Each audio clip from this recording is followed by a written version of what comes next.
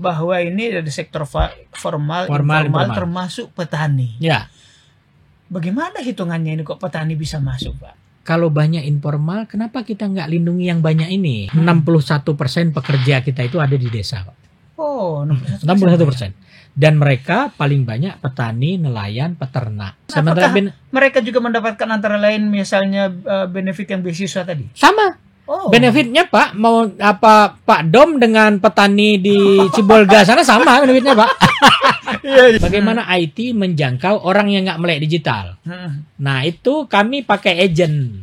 Kami bekali agent dengan teknologi. Nah, nama agent kami namanya Perisai. Nah dia kami sediain aplikasi Perisai. Nah dia bawa ke desa itu, dialah nanti yang mendaftarkan dan yang membantu proses pendaftaran teman-teman yang ada di desa.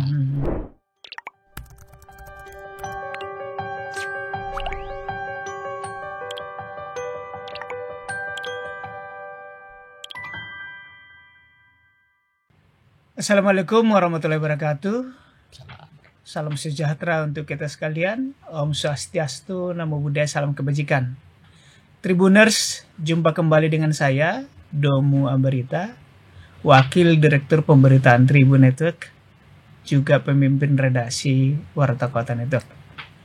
Hari ini kita akan berbincang tentang layanan publik, menyangkut tentang ketenaga kerjaan, di mana dalam bekerja ada saja kecelakaan, ada saja risiko-risiko. Maka tidak memperpanjang pengantar dari saya, di tempat kami di studio di Palmerah telah hadir Direktur Perencanaan Strategis dan TI, Teknologi Informasi, BPJS Ketenagakerjaan, Bapak Jainuddin. Selamat pagi Pak Jainuddin. Pagi Pak Dom. Assalamualaikum. Ya, waalaikumsalam. Apa kabar Bapak? Kabar baik. Siap, terima kasih. Saya boleh panggil Pak Jai ya? Pak Jai aja ya. Pak Jai. Ya. BPJS ini kan badan yang diselenggarakan pemerintah, ada dua bidang. Ada dua. Satu kesehatan, ada ketenagakerjaan. Ya, Bapak dari ketenagakerjaan. Ya. Apa sih bedanya itu Bapak? Ya. Bedanya pertama ada samanya Pak. Karena ini sebenarnya anak kembar. Nah, anak kembar, jadi dia lahir dari undang-undang yang sama. Oke. Jadi ada BPJS Kesehatan, ada BPJS Ketenagakerjaan. Nah, itu samanya. Dia sebenarnya dia saudara kandung nih Pak, karena lahir dari rahim yang sama, undang-undang yang sama. Nah, bedanya adalah yang pertama BPJS Kesehatan itu dia hanya menyelenggarakan satu program, namanya JKN. Nah, itu dia melayani orang karena sakit. Coveragenya dia seluruh penduduk. Nah, kalau kami BPJS Ketenagakerjaan itu bukan seluruh penduduk, tapi seluruh pekerja. Seluruh pekerja itu bedanya ya. Itu Kalau bedanya. mereka penduduk, populasi dari penduduk, kalau kami Bapak populasi pekerja. Okay. Ya. Nah, pekerjanya tadi ada pekerja formal, ada pekerja informal. Ya, pekerja asal dia bekerja apapun aktivitasnya. Selama ada aktivitas kerja, tidak harus kerja di perusahaan, gitu. Nah, pekerja ada ASN, ada tentara, ada Polri, itu masuk cakupannya atau hanya swasta? Tidak. Jadi kalau kami itu pekerja itu, kalau ASN, TNI, Polri itu ikutnya ada di Taspen, PT Taspen dan PT Asabri. Nah, kami bukan ASN, bukan TNI, bukan Polri. Pekerja swasta, pekerja informal, petani, nelayan, ojek online, kayak gitu tuh. Oh, termasuk ya? Pekerja di perusahaan, termasuk Pak Dom. Iya, termasuk petani. Masuk petani. Nah, programnya kalau BPJS Kesehatan tadi 1 JKN, kalau kami programnya 5. Wow. Iya. Apa saja tuh, Bang? Pertama, kecelakaan kerja. Kecelakaan kerja. Ya, kecelakaan kerja itu kecelakaan yang terjadi karena hubungan kerja. Mulai dari orang berangkat dari rumah. Nah, perjalanan ke kantor atau ke tempat kerja, kejadian di tempat kerja sampai dia balik lagi ke rumah. Oke. Nah, itu di cover. Sorry, kalau tadi perjalanan ke kantor, katakan kecelakaan, itu di cover? Di cover. Oh. Justru 30% klaim kami itu adalah kejadian di lalu lintas. Lalu lintas kejadiannya, bukan di kantor. Yang di cover benefit apa itu, Bapak? Itu benefitnya, pertama, kalau dia kecelakaan, dia bisa perawatan dan pengobatan, itu dirawat sampai sembuh. Oh, ini kan ada dua tadi, BPJS Kesehatan, ini ketenagakerjaan. Jadi kalau orang kecelakaan dalam situasi dalam dinas, itu juga di cover oleh Berarti dia mungkin dua cover. Enggak bisa ya. Di sana nggak akan dilayani kalau kecelakaan kerja. Jadi di sana tuh melayani sakit bukan karena kecelakaan kerja. Oh, sudah ada itunya sudah, ya. Sudah karena tadi saudara kandung karena saudara kandung ya. Tidak mungkin double claim ya. Nggak mungkin. Oke. Nah, tadi Bapak sebut ada formal kayak di kantor-kantor seperti kami, ya kantor perbankan segala macam konstruksi gitu kan. Lalu ada petani. Ini perbandingannya lebih banyak yang mana nih? Yang formal atau informal ke anggotanya? Ya, sebelum masuk ke situ saya lengkapin dulu cerita 5 program itu ya. Baik. Nah, yang kedua jaminan kematian. Tadi kecelakaan kerja, sekarang jaminan kematian. Nah, jaminan kematian ya orang karena meninggal. Dengan sebab apapun meninggalnya itu juga di-cover sama kami. Nah, yang ketiga jaminan hari tua. Jaminan hari tua ya Bapak nabung bisa diambil nanti kalau udah berhenti atau pensiun. Nah, yang keempat jaminan pensiun. Nah, Bapak akan dapat pensiun sama kayak PNS. Nah, nanti kalau udah berhenti bekerja, pensiun saya akan dapat pensiun. Kalau saya meninggal, ada ahli waris istri dan anak saya juga bisa dapat pensiun bulanan. Nah, yang terakhir di Undang-Undang Cipta Kerja ada jaminan kehilangan pekerjaan. Nah, jadi orang kena PHK itu akan dapat juga santunan kita, baik santunan uang tunai maupun dilatih dapat pelatihan agar dia kerja lagi. Nah, ada lagi benefit tambahannya. Itu 5 program itu ada benefit tambahannya. Pertama beasiswa. Beasiswa itu tadi 2 anak dari TK sampai perguruan tinggi senilai kalau di total itu 174 juta. Nah, itu kalau dia meninggal karena kecelakaan atau meninggal biasa, masa kepesertaannya sudah 3 tahun atau lebih. Menarik ini, Pak. Artinya ada satu lagi sebenarnya, Pak, yang lagi ini perumahan. Nah, jadi peserta kami itu bisa juga menikmati manfaat layanan tambahan, ngajuin kredit rumah, kami bisa bantu uang mukanya, terus dapat bunga lebih rendah dari bunga pasar, dapat subsidi juga. Nah, itu macam-macam. Banyak. Nah, itu program. 5 banyak aja tambahan saja sudah 2, udah 7 ya. Udah 7. Betul. Pak, saya mau tanya dong, tadi ada jaminan hari tua sama pensiun. Itu bedanya apa sih, Pak? Kalau jaminan hari tua, namanya hari tua harusnya kan kalau kita tua, kita itu kan penghasilan nggak ada kan. Nah, jaminan hari tua ini menggantikan fungsi itu sebenarnya. Jadi, tapi sekarang di Indonesia ini agak berbeda di banyak negara.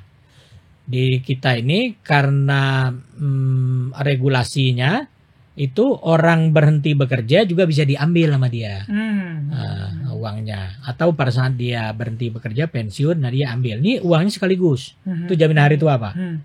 Kalau jaminan pensiun itu bedanya sebenarnya dia harusnya akan mengganti gaji bulanannya Bapak. Prinsipnya ya.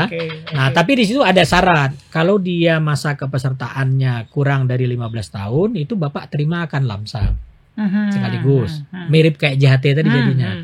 Tapi kalau kepesertaannya Bapak lebih dari 15 tahun, Bapak akan dapat anuitas bulanan, pengganti gaji. Tidak dapat yang langsam. Tidak dapat yang lamsam. Jadi ini salah satu ya. Sebenarnya negara kita tuh Pak Dom, jam sosnya keren loh. Jadi tadi mulai dari kita masih dalam kandungan, lahir ada BPJS Kesehatan dengan JKN-nya. Kalau Bapak udah kerja sampai pensiun, sampai meninggal ada BPJS Ketenagakerjaan. Sebenarnya itu ininya roadmap-nya yang dibikin pemerintah. Tadi benefit itu udah ada aturannya kan? Ada. Tidak membuat karyawan ribet kan? Iya. Jadi itu udah langsung dipotong dari iuran segala macam ya.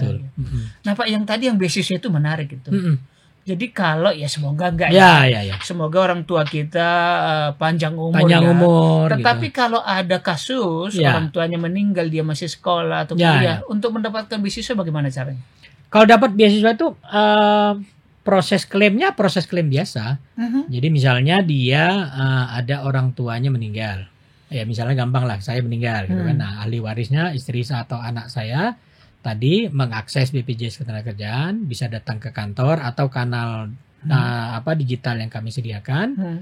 Nah, ngajukan ke situ, nah kasih tahu, nanti akan ditanya, Bapak punya anak nggak yang masih sekolah?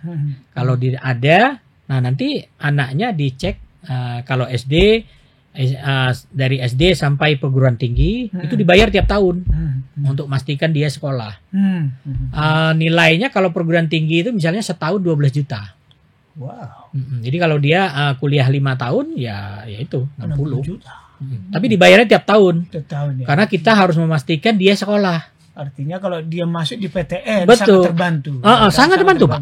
Apalagi kalau dia lihat UTBK kan tanpa itu kan. Berarti kalau misalnya pun dia katakan lihat UTBK di PTN nggak berbayar, yang 12 juta tetap dibayar ke dia. Karena kami bayarnya ke dia.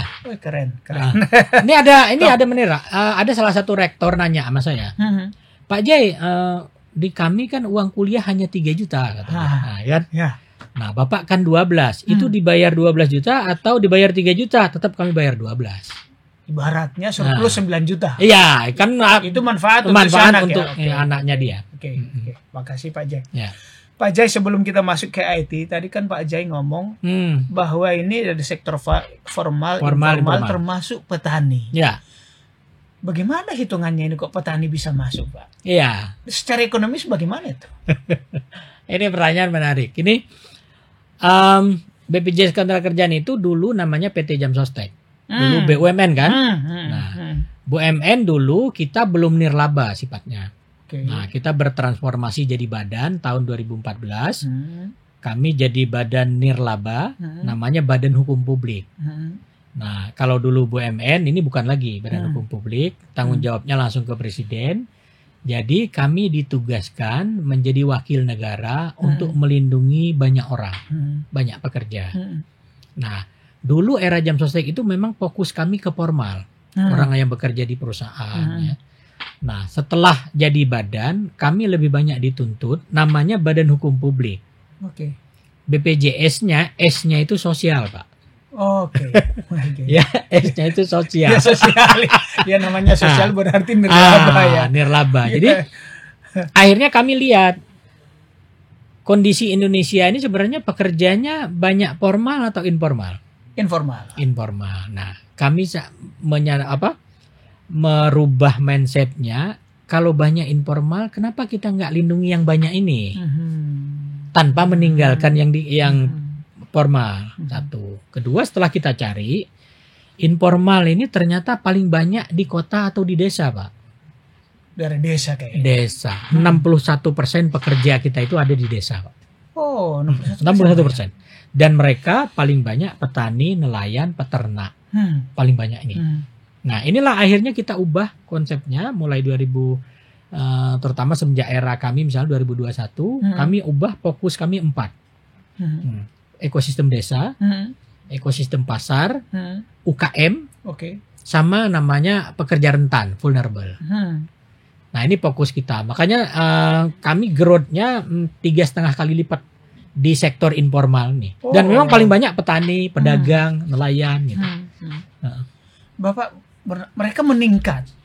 Lalu biaya kepesertaannya itu iurannya berapa besar sih? Berapa gede sih kok petani pun mampu ke BPJS Ketenagakerjaan? Nah, ini kalau lihat iurannya, kalau teman-teman informal nih dia ikutnya kan 3 program. Jaminan kecelakaan kerja, jaminan kematian, dan jaminan hari tua. Nah, dia iuran paling rendah itu kalau 3 program ini 36.800 per bulan, per orang. Nah, kalau dia ini ada JHT-nya, ada tabungannya. Tapi kalau dia nggak ikut JHT, nah 2 program aja opsional ya. Ada 16.800. Oh, jadi yang termurah 16.800, nggak sampai 17.000. Nggak sampai 17.000. Harusnya terjangkau oleh mereka. Sementara benefit yang mereka dapatkan, apakah mereka juga mendapatkan antara lain misalnya benefit yang beasiswa tadi? Sama. Benefitnya Pak, mau apa Pak Dom dengan petani di Cibolga sana sama benefitnya Pak. Iya luar biasa. Nah itulah jaminan sosial Pak. Iya. Jaminan sosial kan gotong royong. Orang Ya. Jakarta yang gajinya gede, Pak Dom yang bantu petani yang di subsidi silang. Istilahnya gotong royong Pak. Iya, gotong royong. Istilahnya gotong royong. Pak Jai, jangkauan ke desa itu kan jauh. Ya. Biaya personal tinggi. Lalu karyawan BPJS apakah sampai ke desa-desa atau bagaimana? Membuka sistem pelayanan bagaimana? Agensi atau apa? Ya, kami tuh pelayanan kami itu ada 3. Ya, pertama kanal fisik kami nyebutnya. Kanal fisik. Nah, kanal fisik ini adalah kami buka kantor. Oke. Ya, kemudian atau kami kerjasama dengan partner. Misalnya untuk menjangkau desa itu kami sudah kerjasama dengan 4.600 outlet pos. Jadi Bapak kalau datang aja ke pos di mana itu bisa kantor pos di desa, kantor pos di desa, di kecamatan itu kan semuanya ada kami. Kami juga di beberapa tempat hadir di unit layanan. Nah, misalnya di mall layanan publik. Kalau di kantor kami di situ nggak ada ya.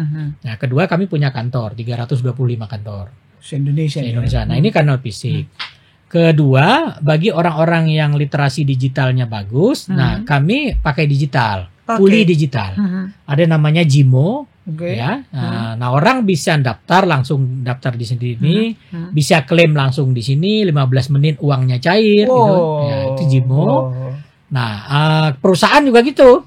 Misalnya ini Tribun mau ngelaporkan datanya, kami ada namanya sistem SIPP, sistem informasi pelaporan peserta. Jadi Bapak Tribun nggak usah harus datang ke kantor kami. Iya. Nah, itu fully digital. Ada lagi hybrid. Nah, hybrid ini gini, misalnya Bapak mau klaim, nah itu Bapak masuk daftar di kami, ada website kami namanya Lapak Asik, kayak gitu masuk, nah kirim berkasnya, nah nanti kami akan kasih tahu, Pak Dom, Bapak kami akan wawancara nanti hari Senin jam 10.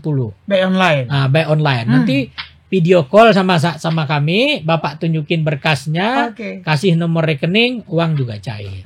Jadi nggak harus datang. Jadi nggak harus datang. Ya?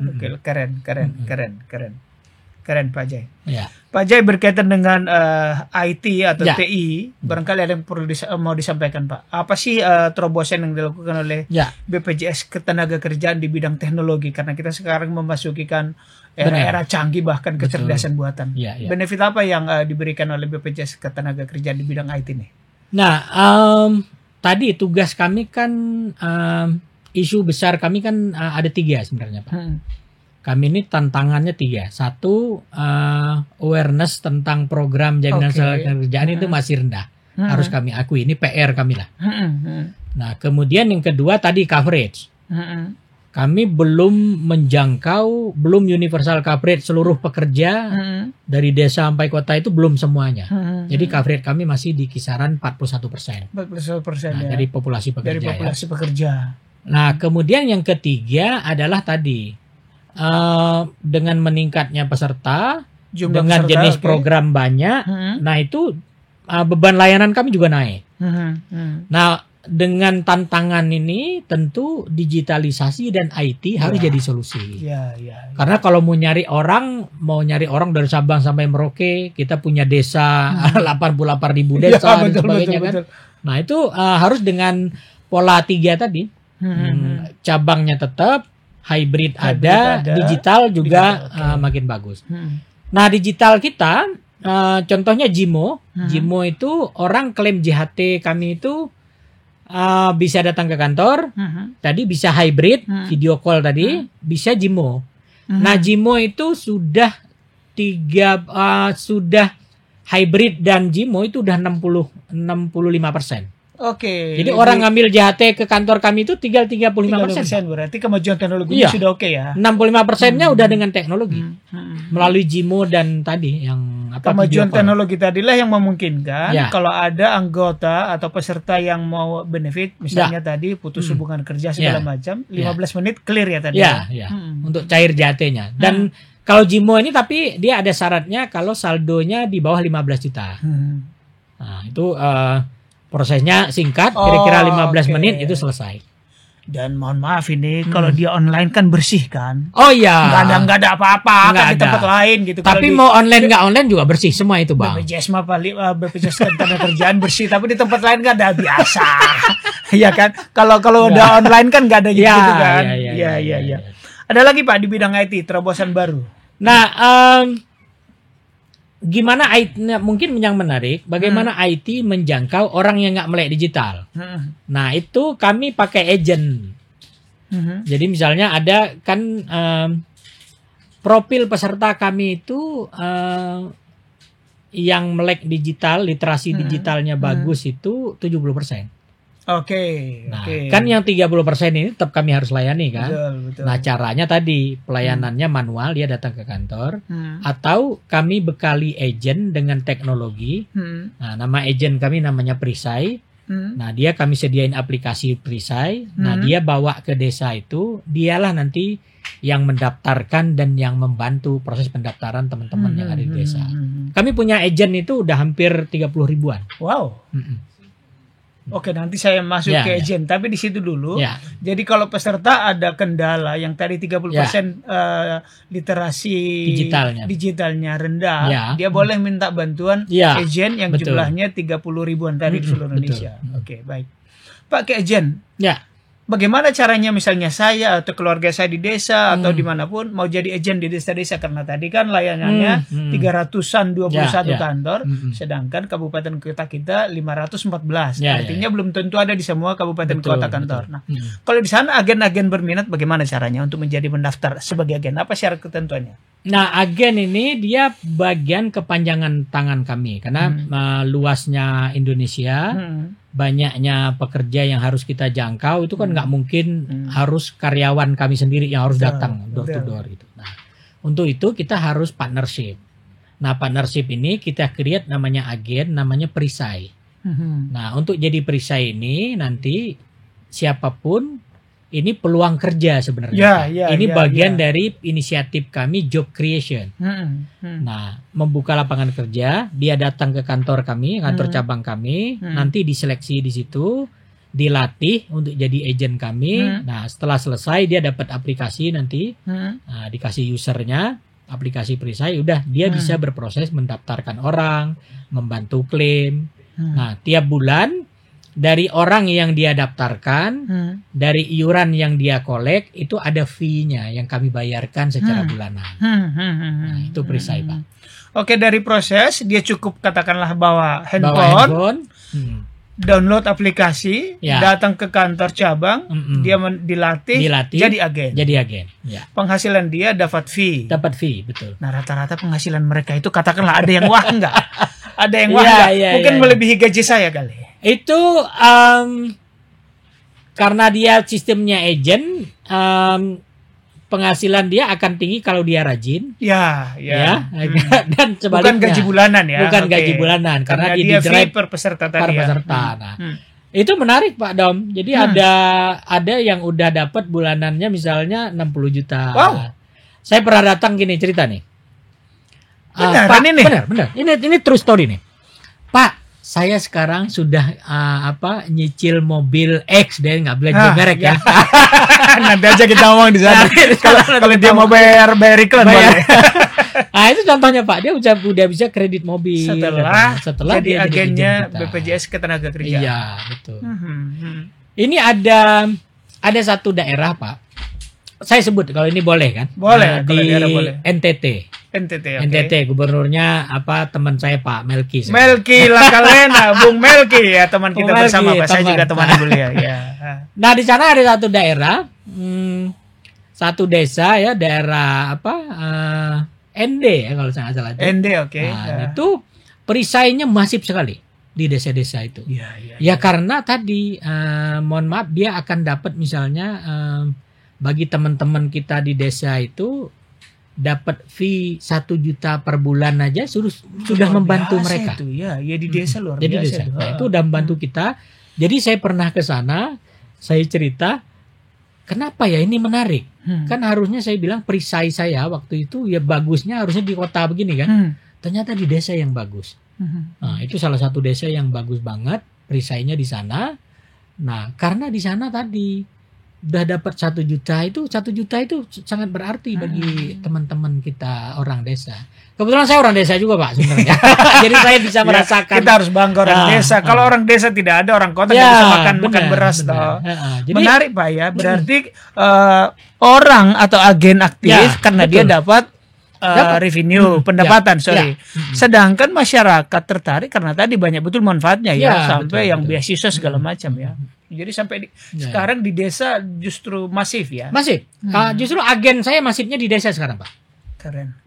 Agen kami di desa. Berarti BPJS meningkatkan perekonomian juga dong, BPJS Ketenagakerjaan. Oh iya, makanya peran kami itu saya nyebutnya 3P Pak. Satu perlindungan, tadi melindungi orang dengan 5 programnya tadi. Kedua pemberdayaan. Nah pemberdayaan ini tadi kita create job untuk teman-teman perisai. Ini lapangan kerja baru kan Pak. Berapa uang yang berputar. Kedua, Pak, kami itu bayar klaim setahunnya 50-an triliun ke peserta. Uang ini pasti dibelanjakan. Itu meng-create ekonomi kan. Betul. Nah, itu pemberdayaan. Ya. P yang ketiganya adalah pendidikan. Anak-anak dari peserta kami itu yang eligible itu bisa dapat beasiswa mulai dari TK sampai perguruan tinggi.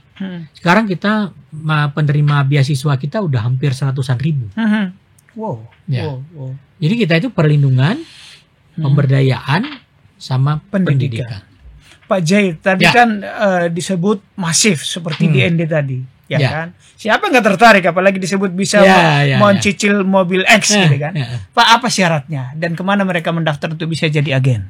Syaratnya dia sederhana aja Pak. Ya pendidikan minimal SMA gitu. Datang ke kantor kita. Nah di kantor kita nanti dia bergabung dengan wadah namanya. Kan dia harus dinaungi oleh wadah komunitas lah. Misalnya Pak Dom pengen jadi wadah namanya wadah perisai Dom. Nah di bawahnya ini bergabung agen-agen tadi. Tinggal daftar kayak gitu, nggak ada syarat apa-apa. Syaratnya cukup itu tadi. Komunitasnya itu berapa minimum? Ada minimum 5 orang. Jadi 5 orang bawa gadget, datang ke kantor cabang, mendaftar, verifikasi, udah bisa ya? Jadi dia bisa datang ke kantor kami dengan wadah baru, atau dia bergabung dengan wadah yang sudah ada. Baik. Pak Jai, sudah luar biasa kita bicara di informal. Saya mau ke formal sedikit dong. Formal. Pak Jai, belakangan ini kan ekonomi sedang tidak baik-baik saja. Angka pemutusan hubungan kerja atau PHK lumayan tinggi.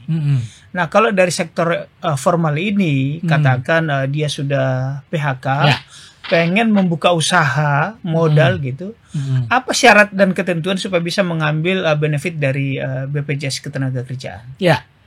Kalau orang pekerja formal ini, dia rata-rata sebenarnya ikut, banyak yang ikut lengkap 5 program tadi.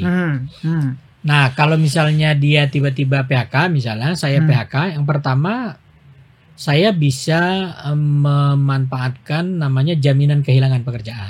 Tadi disebut. Jaminan kehilangan pekerjaan itu benefitnya ada 3. Pertama cash benefit, itu akan dibayar 60% dari gaji saya kemarin. Tapi batasnya gajinya 5 juta. Gitu. Nah, ini selama 6 bulan. 6 bulan. Yang kedua, saya bisa dapat pelatihan. Nah, ini diselenggarakan oleh teman-teman di Kementerian Ketenagakerjaan.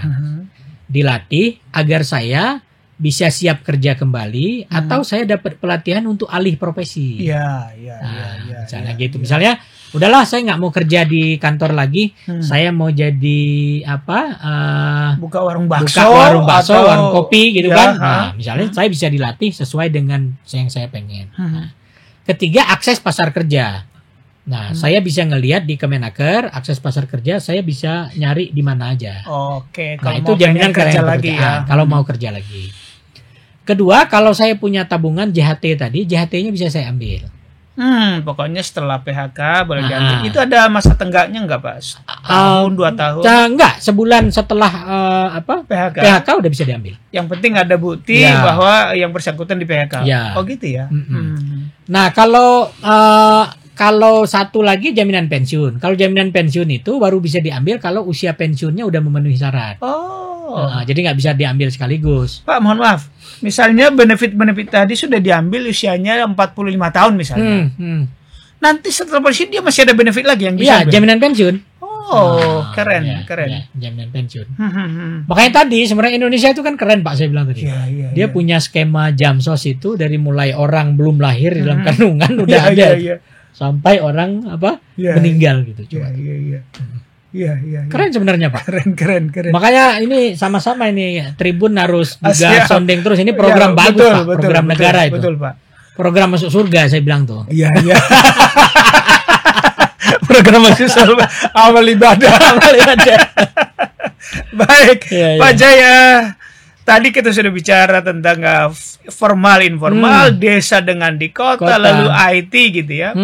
Pak, IT ini kan rentan ya, ada hijack, ada hacker gitu. Ya. Bapak sebagai orang IT itu kan banyak sekali hacker. Bagaimana perlindungan di BPJS sehingga data-data konsumen aman, tidak seperti yang dihebohkan, bocor lah nomor telepon, nomor rekening segala macam, bagaimana? Ya, itu kalau kita cerita tantangan kita data, kami kelolanya dari 3 aspek. Pertama dari sisi governance-nya. Dari sisi governance tentu pertama ada undang-undang perlindungan data dan sebagainya harus kita patuhi. Kemudian peraturan dari lembaga regulator seperti OJK, Komdigi dan sebagainya ya, Badan Cyber dan sebagainya. Nah, itu dari sisi governance-nya. Kemudian yang kedua dari aspek proteksinya. Protection-nya tentu banyak software, banyak hardware yang untuk kita develop agar security kita bagus. Security kita berlapis kita create ya. Kalau begitu aman ya. Jadi dari sisi teknologi dan sebagainya kita create, kita kembangkan. Banyak software juga di security itu. Nah, yang ketiga dari sisi operationnya. Dari sisi operationnya tentu tiap hari, tiap menit kayak gini kami monitor. Apakah aksesnya bagus, aksesnya aman, kemudian inputnya juga aman, prosesnya dan sebagainya itu kita lihat semua. Jadi itu bagian dari kalau kita gambarin proses yang sangat terintegral. Baik. Tribuners, sudah banyak kita bicarakan, banyak benefit Anda sebagai peserta. Saya peserta juga BPJS. Tadi disebut ada 2, saya dua-duanya dapat. BPJS ketenaga kerjaan ada, kesehatan ada ya. Tapi dengan penjelasan Pak Jaya tadi saya baru tahu bahwa benefit di ketenaga kerjaan itu banyak betul. Banyak. Semoga saya panjang umur, amin. Sehingga tidak perlu mengambil yang beasiswa tadi. Biar ke teman-teman yang kebetulan saja ya kan. Nah, banyak juga benefit bagi Anda yang emak-emak di desa ya. Ikutlah agensi ya. Pengen dapat mobil tadi seperti tadi kan, 60 juta. Ya enggak, jangan muluk-muluk. 1 juta saja per bulan luar biasa di desa. Sambil ngantar anak ke sekolah, ya tawarin yang lain. Begitu ya Pak Jaya. Oke. Pak Jaya, tiba kita di penghujung. Silakan kalau ada yang mau disampaikan sebagai closing statement Bapak. Ya, jadi BPJS Ketenagakerjaan tadi punya program bagus banget. Sebenarnya ini program yang di-create negara ya, untuk ini ada di konstitusi kita. Jadi nggak banyak negara jaminan sosialnya diatur sampai di konstitusi, di Undang-Undang Dasar 45. Nah, kenapa dia tinggi sebenarnya? Jamsos yang bagus itu berkolerasi dengan 3 hal. Pertama, mencerminkan kesejahteraan yang tinggi. Kedua, jamsos yang bagus adalah biasanya tingkat kebahagiaan di negara itu tinggi. Nah, itu pertanyaannya. Yang kedua, bagaimana Indonesia saat ini?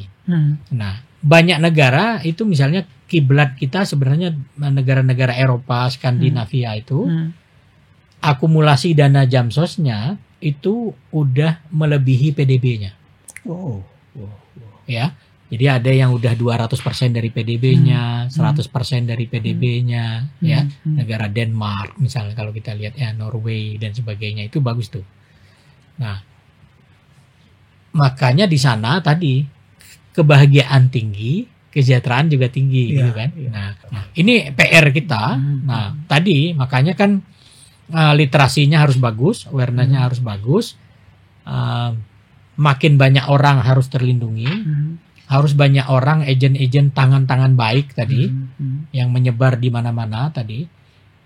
Tadi Pak Dom cerita ibu-ibu kan yang diajak, itu betul. perisai kami ibu-ibu lebih militan daripada bapak. Mak, makasih mama. Kita tidak bias gender tetapi lebih ini dia. Nah, jadi menghadirkan Jamsos di satu negara itu memang banyak negara jadi fokusnya. Nah, dan Indonesia harus fokus ke sana untuk kita kawal namanya Indonesia Emas itu. Jamsosnya harus bagus, banyak orang yang terlindungi. Tadi kita juga bisa create pemberdayaan masyarakat, pemberdayaan ekonomi. Nah, pendidikan anak juga dipikirin gitu ya. Demikian, Pak Dok. Terima kasih Pak Jainuddin, Direktur Perencanaan Strategis dan Teknologi Informasi BPJS Ketenagakerjaan. Tribuners dan Sobat Warta Kota, hari ini saya senang karena berbicara tentang amal ibadah dan ke surga, ya kan? Semoga pekerja-pekerja BPJS Ketenagakerjaan ini yang banyak melayani orang-orang di desa, yang secara bisnis tidak masuk hitungan tetapi dilayani karena ini adalah layanan negara. Dan BPJS memberi banyak sekali manfaat kepada orang tua yang meninggal, diberi beasiswa untuk anaknya sampai 170 jutaan tadi, udah luar biasa. Dan kesempatan kerja, emak-emak silakan, mau menarik agen-agen BPJS Ketenagakerjaan di desa. Itu perbincangan kita hari ini. Semoga ke depan bisa bertemu lagi dengan Pak Jai agar kita sama-sama masuk surga. Saya Domo Ambarita, Wakil Direktur Pemberitaan Tribun Network, pemimpin redaksi Warta Kota, pamit undur diri. Assalamualaikum warahmatullahi wabarakatuh. Waalaikumsalam warahmatullahi wabarakatuh. Terima kasih.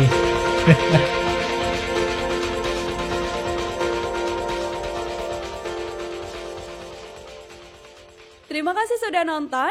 Jangan lupa like, subscribe, dan share ya.